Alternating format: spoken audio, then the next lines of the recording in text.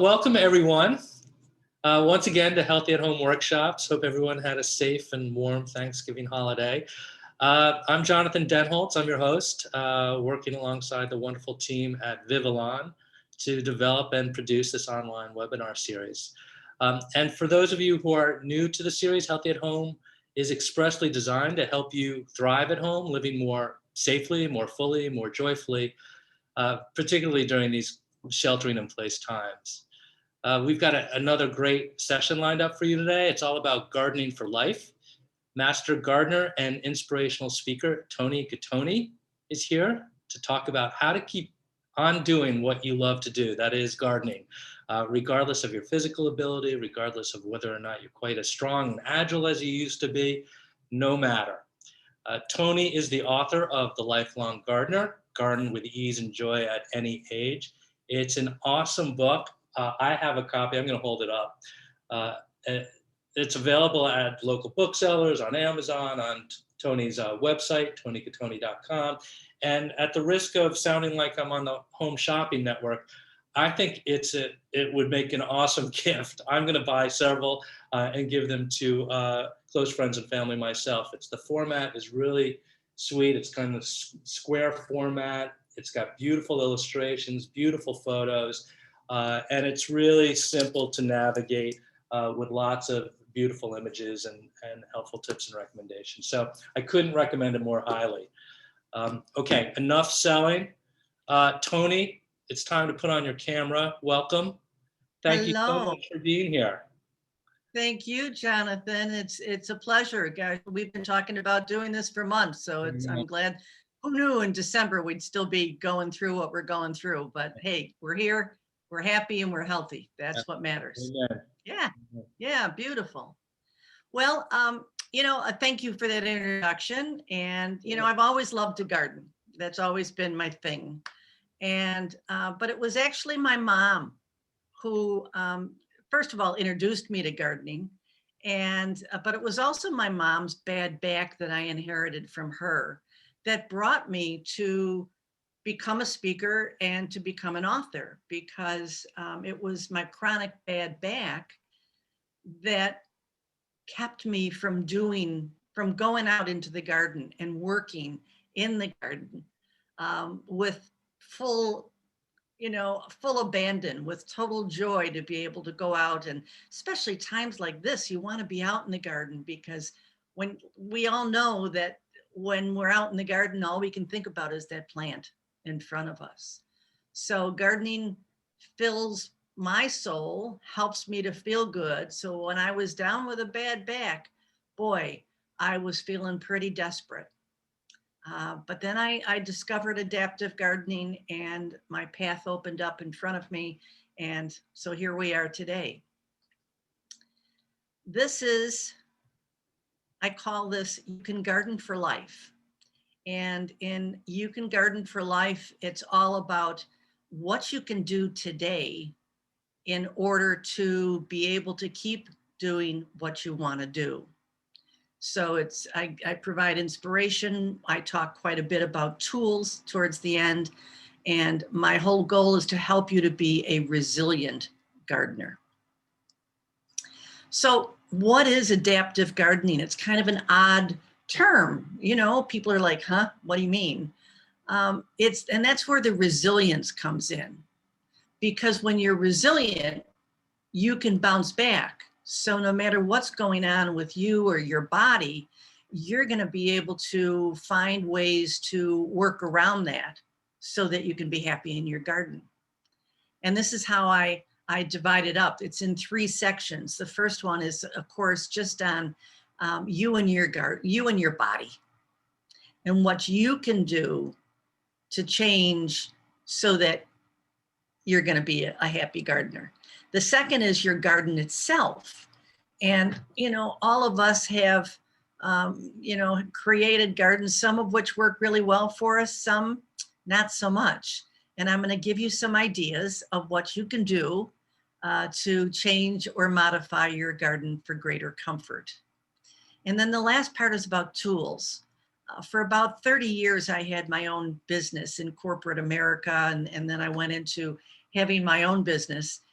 where I sold great quality ergonomic gardening tools to nurseries and retail stores throughout California. So I know what works. And I decided that, I would take that experience and bring it forward and share with my audiences great tools that they can use that'll help them in the garden. So at this point, I wanted to, Jonathan, we're going to put up that first survey question. I thought it would be good for us to get acquainted. So Jonathan, tell them how they can participate in this survey. Well, I've just launched it. Well, I'm launching it right now. You should see a little dialog box pop up on your screen, and it just invites you to enter a response. Incidentally, I just want to remind folks, if they have any questions during the session coming up, don't hesitate to use the chat button. We often have used the Q&A, but and you can use either, but best probably to just focus on the chat. Click on the chat if you have any questions, and we'll make sure we get to it before the end of the session. Looks like people are voting. Okay. Got about 2/3 of the vote in, or 3/4. We're almost there. A few more seconds. Got a couple people on the telephone, so I'm gonna end the poll in 3, 2, 1. Okay. All right. Can you see that, Toni? Yes, I can. Okay, yes, great. I can. So it looks like 50% of you are gardening on a patio. That's the majority. About 30% of you are urban gardens. One of you lives in rural area with acreage, and one is on a balcony, which is perfect, a good spread. So yeah, thank you so much for that. Let's see how it goes from here. All right, so now I just want to, okay. All right, so that poll is still up, Jonathan. So if you can. That should be done now. Yeah, it's still there, so. It's odd. It should be closed. Can you try sharing your screen again? Yeah, it's still being shared. Okay. Yeah. Can you advance it? Are you still seeing the polling? Yes, I am. That's odd. Can you click on it yourself and stop the sharing, or click the little Yeah, X in the upper left-hand corner? okay, there we go. There we go. Okay, great. Awesome. Thank you. Welcome. All right, so we're going to just get started. So here's this first part. It's all about you and your body. So, I had to look into this and say, okay, what happens as we age, as we get older? These are some of the things that occur. Some of you are going to relate to this. Most of you will, probably. We all have some kind of limited mobility issues that we're focused on, whether it's a bad back, bad knees, bad shoulder, wrist, decreased muscle strength. There's so many things that happen to us as we age. The next two are balance impairment and also a slower reaction time. And I grouped these two together because if indeed you are experiencing balance issues and you have a reduced reaction time, may I suggest that you don't get on a ladder with a power tool, because that combination would not be good. So keep that in mind if those are some of the issues that you deal with. Reduced vision and depth perception. That's one that, I had to have eye surgery a couple of years ago, and after the gas bubble had dissipated, I thought my vision was back, and I went out to deadhead my roses, and it's a good thing I put on my long gauntlet gloves, because that first cane that I went to cut was almost my finger. Almost. It didn't happen, thank goodness. But it was because my depth perception was off. And then decrease muscle strength in your hands. This is something that I experienced, that, you know, it's even hard to open up a jar of something in my kitchen. You know, I just don't have the strength that I used to. So as a gardener, it becomes sometimes challenging to hang on to a tool, which is why one of the tools that I'll tell you about is actually a glove that has grip dots on it. So it helps you to grip things when you just don't have the strength that you used to. And then, of course, arthritis. You know, if any of you suffer from arthritis in your hand, boy, that can really be an issue, because it's all about using your hands in the garden. So this is something that, you know, depending on where the arthritis is, I'm going to be developing a seminar specifically on arthritis and how it affects us in the garden. So, you know, we can talk about that, you know, in the future. So if any of those issues are affecting you, this is your new normal. And it's all about figuring out a way that you can accept what is and find a way that you can actually start realizing that, you know, you're not alone. A lot of other people are going through this. And, you know, maybe this is the kind of thing that, you know, if you have issues that you want to talk about, you know, put it into the chat, and we can talk about that at the end of our talk. But first of all, just take care of yourself.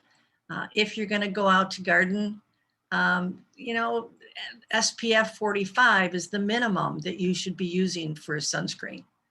And if you're going to wear a hat or any kind of apparel, you know, a nice long sleeve shirt, you want to then look for a UPF 50.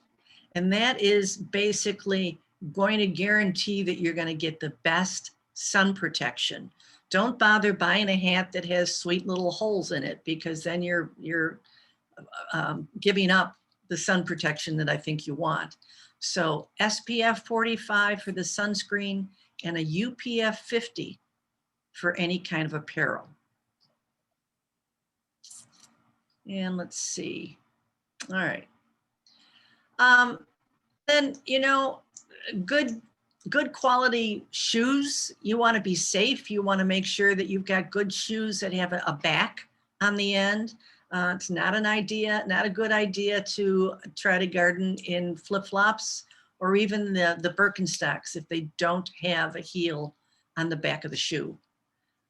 Good quality gloves, like I talked about. I'll show you those in a little while. If you have one of those braces, whether it's a waist brace like that one, or for your wrist, you know, if you have it on your wrist, it's a good idea to put that brace on and get a glove that's long enough to cover up the wrist. And these are just some things that I suggest that you do. I keep cold packs in the freezer all the time. So if I'm out there, or if I've been working too long and suddenly my back hurts and my neck hurts, you know how these aches and pains come and go. You know, you grab a cold pack, and it's a really good remedy. So what can you do before you go out into your garden? Well, I recommend that you take the time and you do some stretching. There's a section in my book of 8 different exercises that you can do to warm up your body before you go out into the garden. I mean, you can do the same as, you know, the main thing is that you want to keep moving. You want to warm up the body, whether it's doing some yoga, some Tai Chi, or just turn on some of your favorite music and dance for 5 minutes before you go out. It's a great way to be warmed up, so that when you're out there, you're going to be more conscious of taking care of your body. And then think about how you can simplify your time. I mean, the first thing I suggest is that you be opportunistic. And, what do I mean by that? Well, I'm saying if, use the opportunity. So go out and do weeding after it's rained or after your drip irrigation has gone off. It'll be easier to weed. Think about, where it's not so much this time of year, but during the summer when it gets so hot, think about scheduling your time to garden either early in the morning or later in the afternoon when you're going to be avoiding the really hot temperatures. Because I don't know about you, but the older I've gotten, I can't tolerate the heat the way I used to. So I melt. I melt pretty fast if I'm out trying to garden when it's super hot. And then the last part, I did a talk up in Ukiah, and a physical therapist introduced me to a concept that she's found to be very beneficial. It's her 20-10 rule. And the way she described it is that if she's out working in the garden, she'll garden for 20 minutes and then she'll take a break for 10.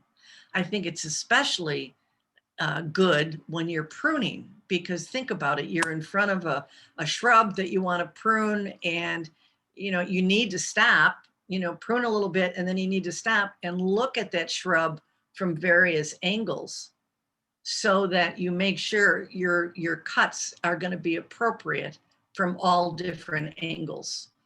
I even like to go out and when I'm pruning a shrub to get in back of the shrub, if at all possible, so I can see it from the back. It helps you to see areas that need to be pruned away. And then, I think what's the most important thing is to make your garden as safe as you possibly can. So that means replacing your ladder with a step stool. No one over 65 years old should be on a ladder, period. I think what you would find is, at least my doctor told me, one of the biggest reasons that seniors over the age of 65 go to ER is because they fell off a ladder. So do yourself a favor and get yourself a good step stool. I have one in the house, and then I have an outdoor one that I keep in my tool shed. And so that it's always handy. And I don't use the ladder unless it's absolutely necessary. And always a good idea to have somebody else there if you do have to get on a ladder. You want to clear the clutter and the tripping hazards. This is really important, and we'll talk about some of the tripping hazards that you may have in your garden in a little bit. And then the last part is, stairs, railings, and ramps. I did an adaptive gardening consultation with a client of mine over in Oakland that had 15 stairs that she had to go down in order to get to her vegetable garden.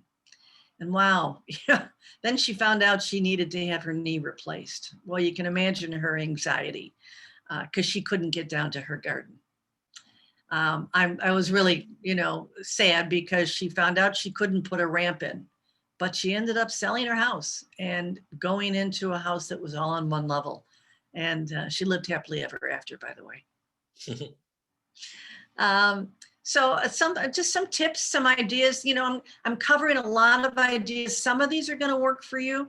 Some may not, but they may work for your neighbor or for your friend or somebody in your family. Okay. Switch it up. This is something, I talked about warming it up before you go out in your garden. Now you want to switch it up. And what do I mean by that? Don't do any one garden chore for too long of a period of time. Do some raking, like my friend Alana in this picture. Do some raking for a while and then switch and do some weeding and then switch and do some pruning. The main thing that you're trying to avoid is too much repetitive movement. So because it's that repetitive movement that will bring on potential pain. And that's what we're trying to avoid. So find other ways. And, like in this presentation, in my book, I come up with lots of other ways to get it done. And keep in mind Done is better than perfect. I mean, if you're like most gardeners, you keep saying, okay, so what am I going to do different this year in my garden? At some point you got to look at it and say, my garden's done. I don't really have to do too much more changing in order to have it be exactly the way I want it to be. And then last but not least, get to that place of being able to say basta. You may have guessed by my name that I'm Italian, and basta means enough. And my mom used to say that to us all the time to get us to stop yelling at each other or whatever we were doing. And I think it's a good reminder when we're out in the garden, think about basta. Think about saying enough. I've worked enough for today.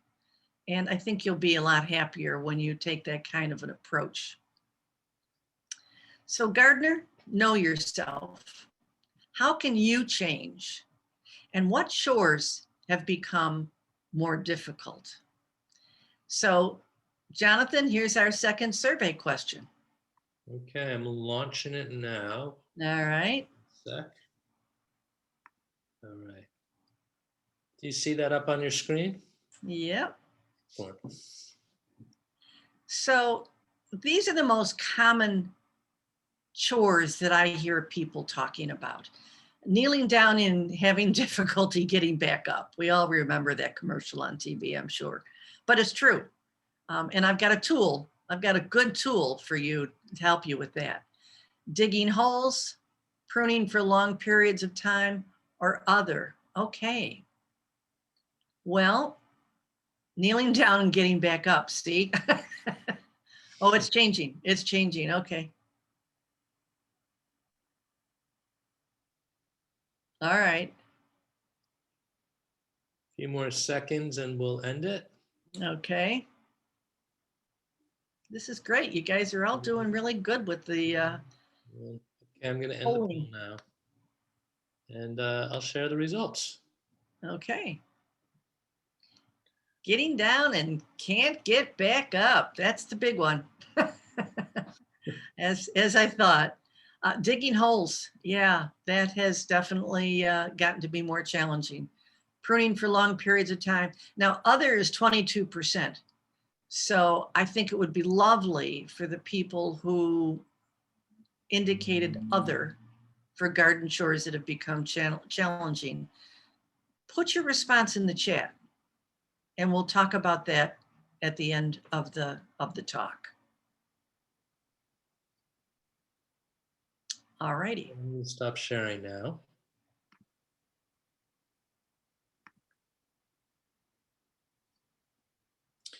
And if you can, Toni, do you still see that dialog box on your screen or can you continue on? I got it off this time. Awesome. Thanks. Yeah. Okay, so the second part is all about your garden and some things that you can do to adapt, change, and modify your garden. The first thing I think would be really beneficial, and I'd suggest to you that after this talk today, is that you go out to your garden and you think about some of the concepts that we talked about, and you look at your garden with new eyes. One of the things that I would suggest is that you evaluate the size of your garden. For those of you that have acreage or a suburban garden, you might want to just think about it. Do I have to continue to garden all of that area, or can I let some of it go? I have a friend that has quite a bit of acreage, and she's decided to make it easy on herself and her body, and to just really work on the garden on the front of the house and in the back of the house where she does her entertaining, especially now during COVID. And she's decided to let some of it just naturalize and see what happens.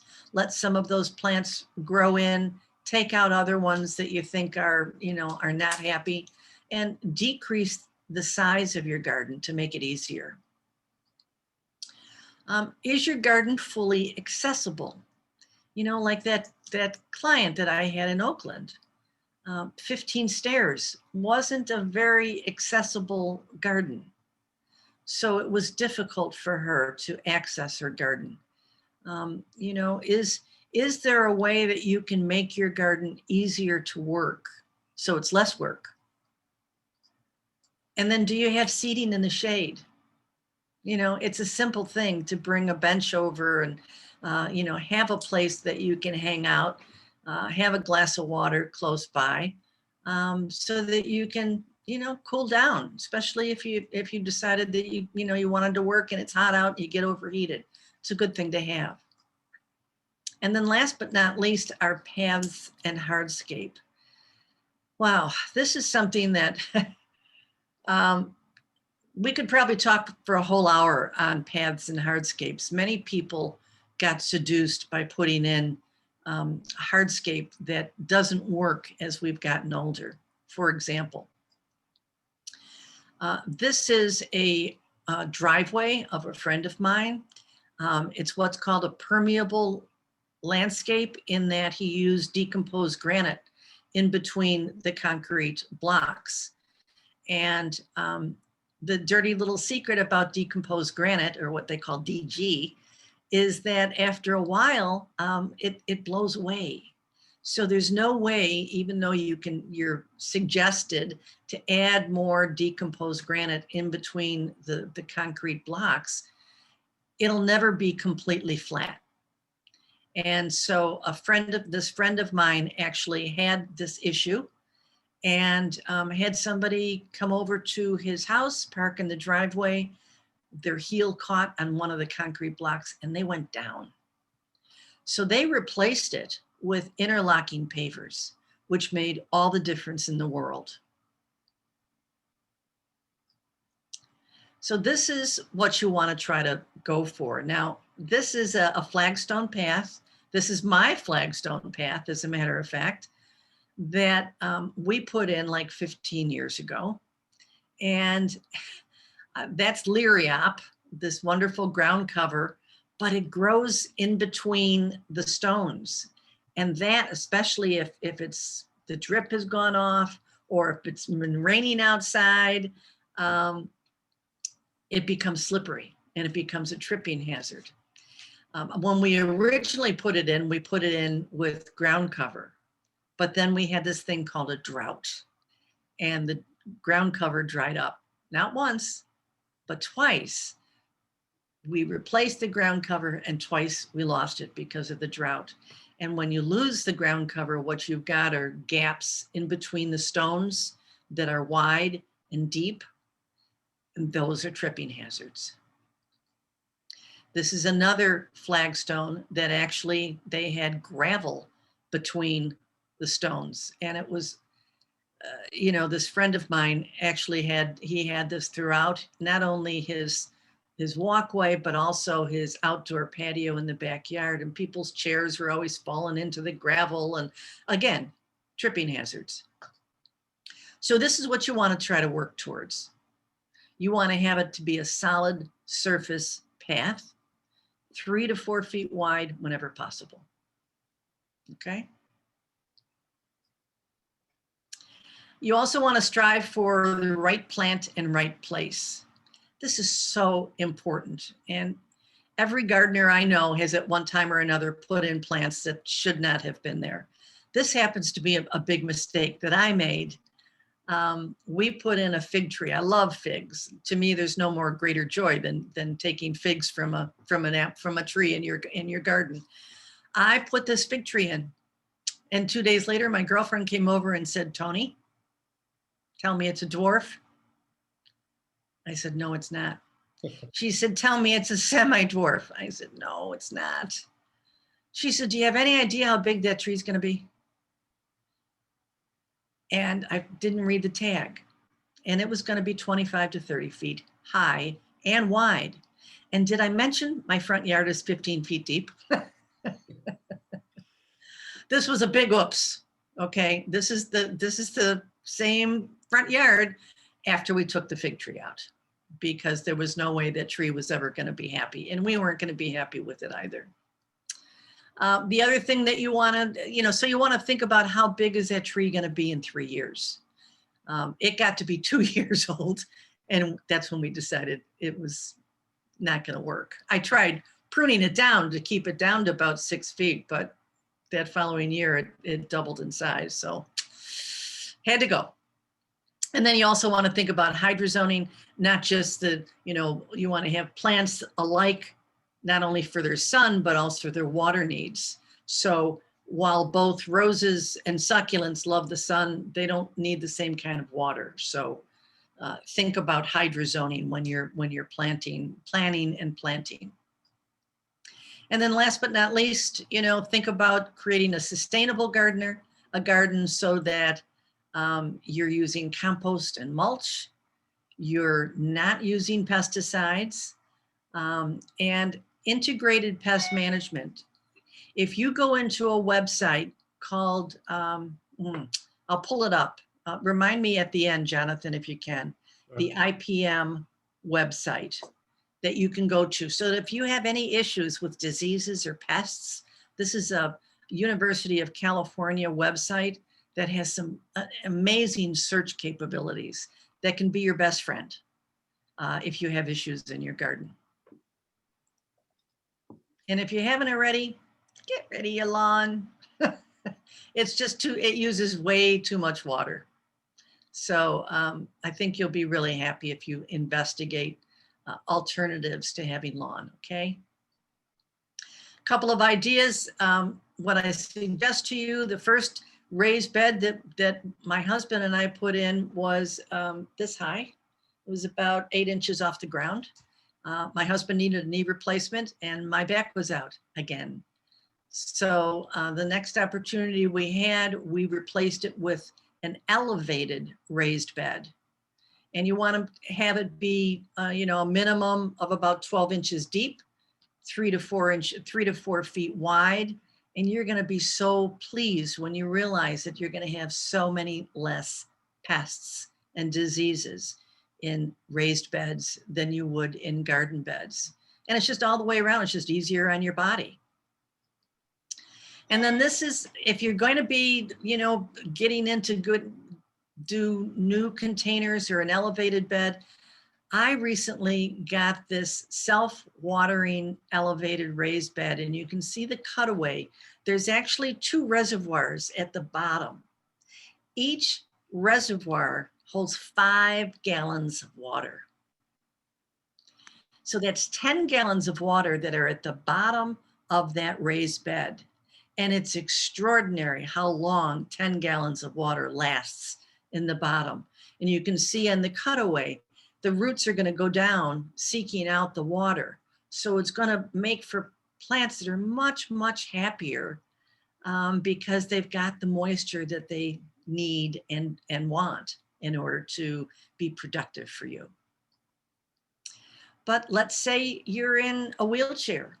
They've got some fabulous designs that I've seen online, as well as at Gardener Supply, which is an amazing website for wheelchair users so that they can continue to garden in comfort from their wheelchair.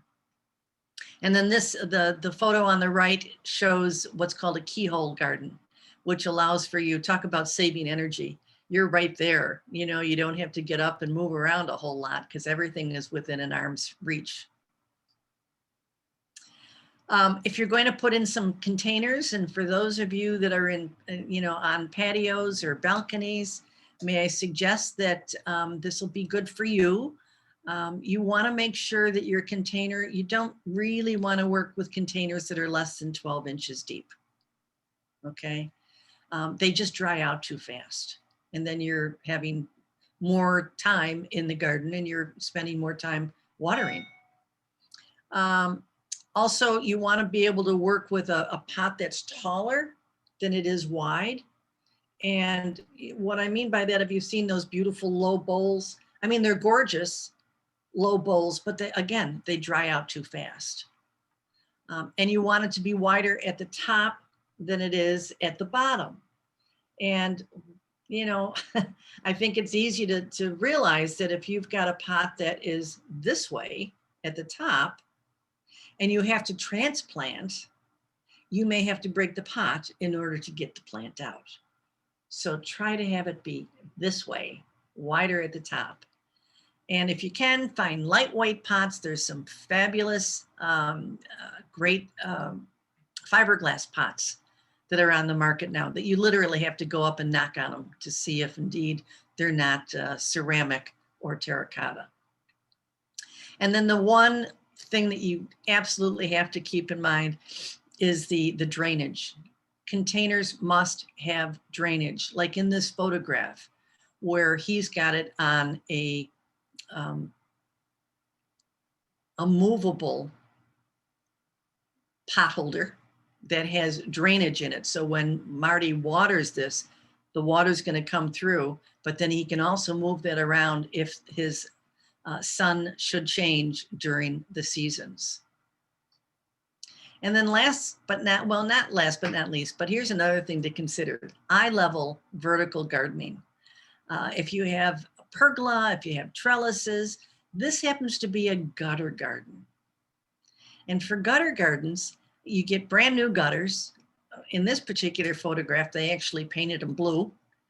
And it was, put up the gutters. If you're really maxed out on space, but you just get a little bit of sun on that fence, you can put up a gutter garden. You can grow all kinds of salad greens and lettuces or succulents.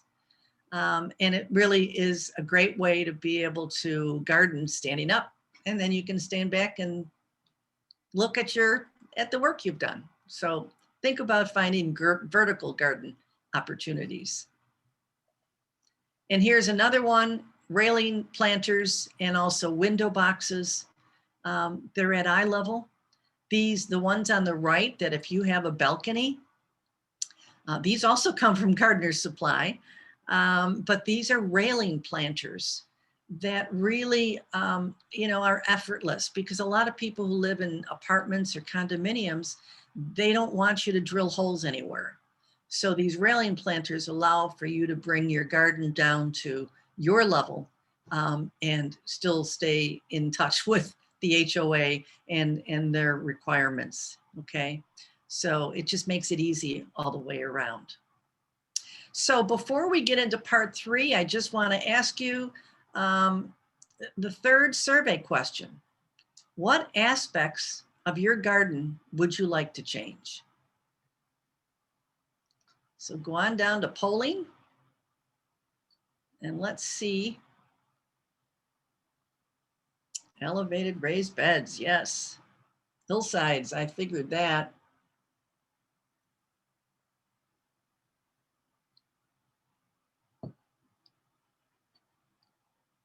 Uh-huh. Okay, good.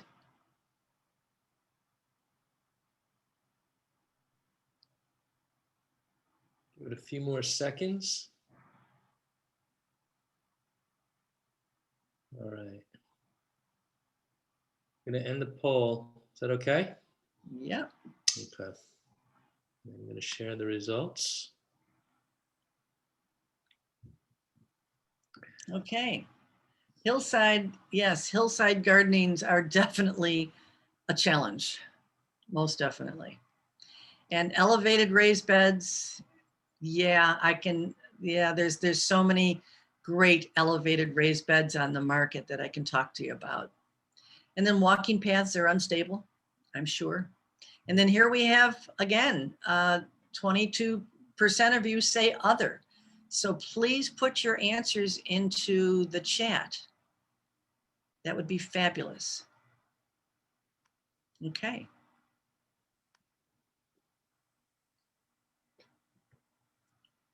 So let's go Hey, Toni? on. Yes. Tim had a question about suggested resources for acquiring the elevated raised beds. Is that something that you'll address during the session, or something for him to follow up with you on, or? Well, I think this would probably be a good time to say, if you go to my website, tonigattone.com, I've got several elevated raised beds on my website, and they all come from Gardener Supply, because I have found them to be the most reputable to do business with. But if you go to my website and you click on one of them, it'll take you to Gardener Supply, and then you can have all the information there. Whatever works for you. But and if Tim wants to just put his email in there, I'd be happy to follow up with him offline as well. I'm seeing a couple of other comments in the chat. I thought I would just mention them. Glennis just mentioned shade gardening. So I don't know if that's something that you can address right now. And then Carol mentioned something about handrails by stairs to upper terrace. I guess concern about safety and mobility there. Right. The shade gardening, I probably won't have time to get into, but in terms of the handrails, my suggestion is that if it's at all possible to have handrails on both sides. Okay. That way, depending on if you're carrying things, you're just going to be able to have that extra help on both sides of the stairway. It'll make a big difference. Absolutely. Yeah. And in terms of the shade gardening, I know we don't have time to address it, but if is there a resource that we could provide to Glennis, or is that something that we can follow up with after the session, perhaps with Glennis? Yeah, I'd be happy to if you provide me with her email address. Sure. And I'm going to send it to you too, because I know you want some shade gardening help. Exactly. So Glennis, thank you for mentioning shade gardening. The gorillas in the mist where I live. So you didn't plant that, did you? No, I did not. So thank you. Okay, great. Yeah. Any other questions that we can cover right now? No, I think we're good. Okay. Well, this last part is a fun part, because I know gardeners love their tools. And so what I cover first are tools that you can adapt at home for pennies on the dollar. And then I talk about tools that you can actually find on the market that will help with whatever your issues are with your hands. So ergonomics, I mean, the whole idea is to keep your arm as straight as possible. You don't want to have this. You don't want to have this. So I will be introducing some tools for you that will help you to have a neutral wrist. It just makes for a much longer, more enjoyable time in the garden. So everything starts with your hands. Okay, so if you are going to go out into the garden, this is an East Bay company called Awakening. And this is a product that I've been using now for 20, 25 years. It's the best product that I have found so far that for gardeners. I mean, whether you're a gardener or not, I always keep them on my desk, but it's especially good before you go out to garden. And it helps if you're the kind that doesn't wear gloves. It helps to protect your cuticles in your hands so they don't get dried out by the soil. If you do wear gloves, there's two kinds that I recommend. They're both by the same company, and it's called Fox Gloves. And Fox Gloves, the one on the purple ones in the middle are the ones that have the grip dots. So, if you're holding a tool and you've got that decreased muscle strength in your hand, the grip dots help you to hang on to the tool so that it doesn't fall out and hurt yourself.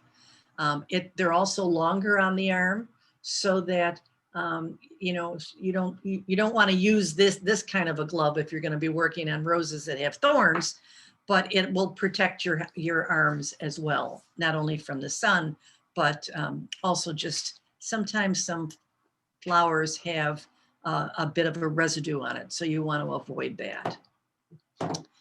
And then the ones on the right are the gauntlet gloves, and these are the gloves that you should buy if you're going to be working on roses, lemons, anything that has a thorn like berries, because these will truly protect your hands as well as your arms. All right. So this is a tool that I went to the bike store and I asked them if they had any bike grips that they were going to be throwing away, because this particular trowel had a very narrow shaft on it. So I was able to put that bike grip onto the shaft of the tool, onto the handle of the tool, and it became cushier and thicker, That's great. easier to hang on to. This is another product. It's a way to adapt your tools. Every gardener I know at one time or another has inadvertently thrown away their tool without realizing it, because you're out there, you're working away in a, with total freedom, and you've got this pile of debris that you have just pruned out, and you inadvertently pick up all of that debris and the tool at the same time. And this happened to me with a tool that had a handle in green. Why manufacturers would come up with a handle in green is beyond me. But so this is a product called Plastidip. And you can buy this at any hardware store, most hardware stores, I'll say that. I suggest using it in either in buying it in red or in yellow, because you can dip the tools. I heard about this at a workshop I did with a woman's group. And she was so cute because she said that she was remodeling her garden. She wanted to, be out there. So if the guys had questions, the guys that she had hired to help her, if she had questions, but she noticed at the end of the day that some of her tools were gone. So she didn't want to confront them, but she went to the hardware store, bought some Plastidip in red. No, she did hers in pink. Came home from the store, dipped all the rest of her tool handles in pink, and she never lost another tool. So it's a great product for if you've got decreased vision.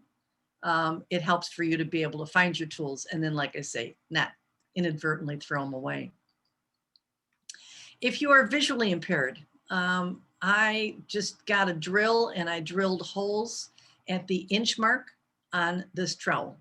So if I'm planting seeds or even bulbs and I need to know how deep I am planting them, a tool like this will help you to find out how deep it's actually going.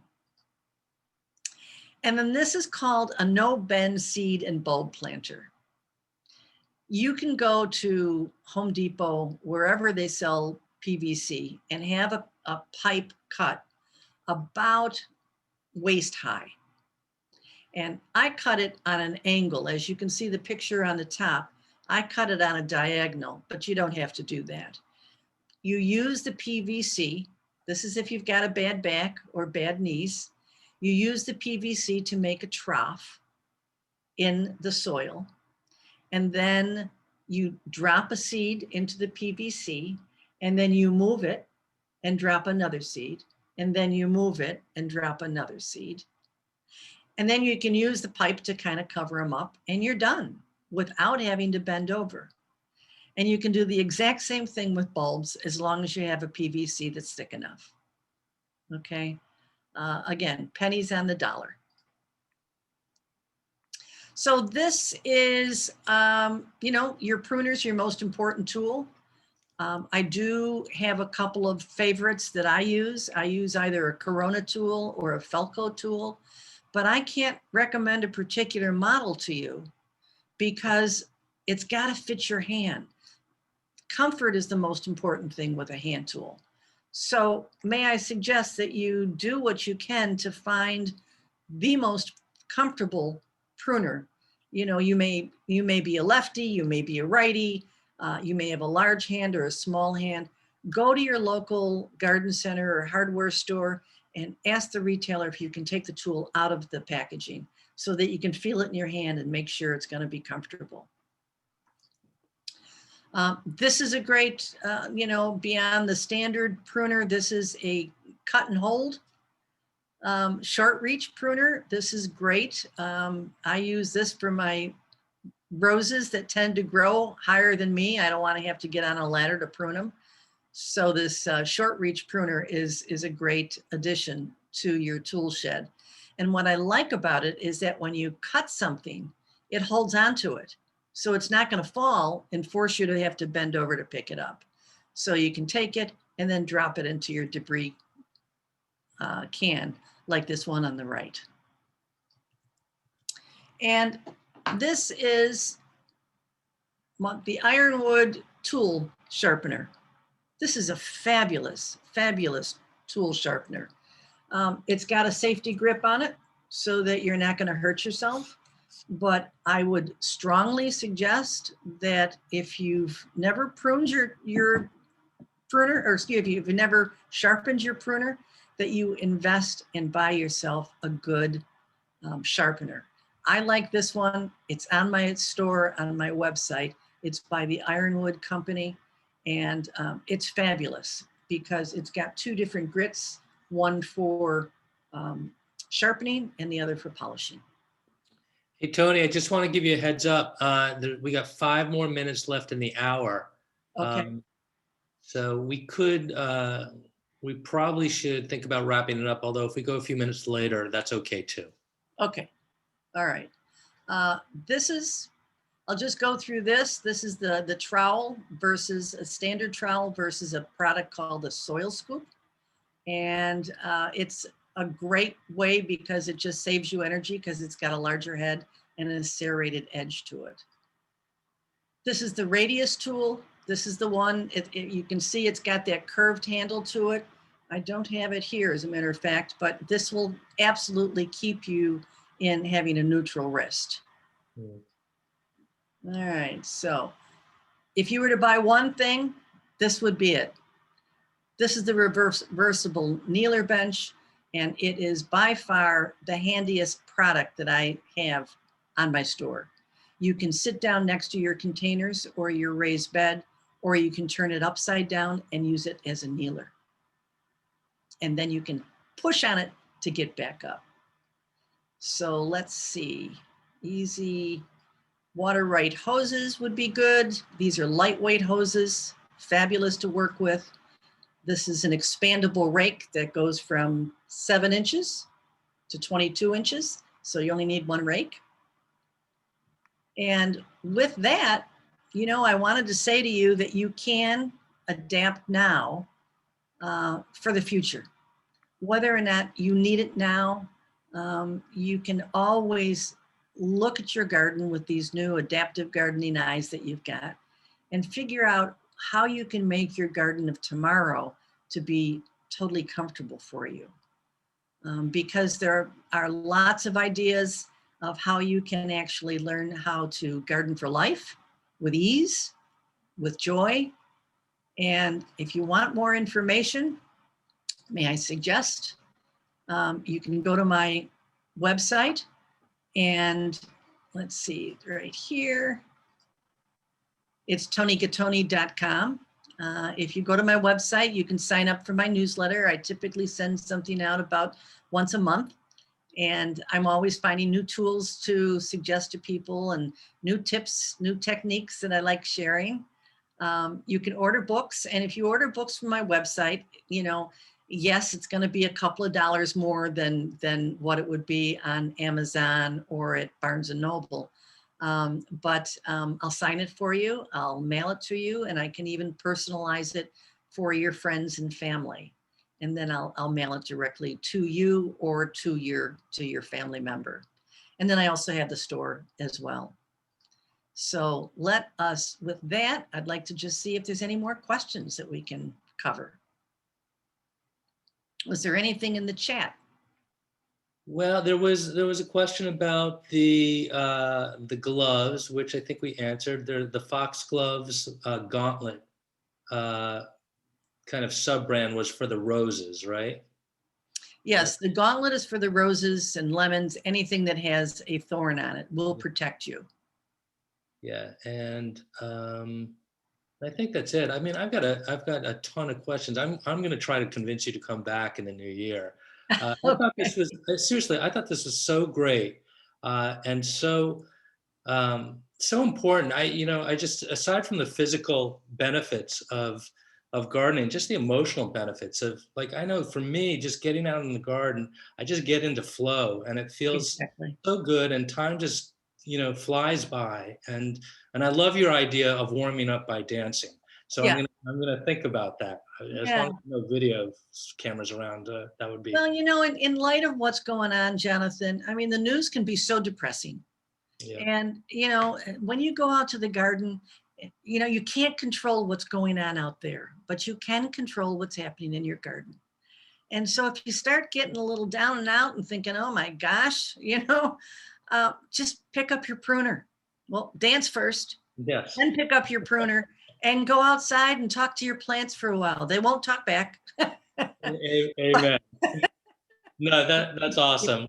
Well, look, I want to make sure that for folks who have residual questions or follow-up questions, that they could reach out to you through your website, tonigattone.com, or you could contact me, John, Jon, at iaplaces.com. I'll make sure that your questions are answered. And Right. and I just want a couple of final reminders before we wrap. We're going to follow up with another survey as we do after every Healthy at Home workshop. Please feel free to fill that out. It's super helpful to us so that we make sure that we're kind of satisfying everybody's needs and doing the best that we can. And I also want to remind folks that we have one more session lined up before the end of the year, which is next week, and it's all about CBD and holistic health. And for those who are gardening a little bit too long out there, who have a few aches and pains, we've got the answer for you, and we've got a great expert lined up for next Wednesday. So RSVP for that if you can. Okay, I think that's it. We're out of time. Great to see everyone. Thank you again, Toni, and thank you, Team Vivillon. We'll see you here next week. Thank you. Take care, Toni. Happy gardening. You too. Bye-bye.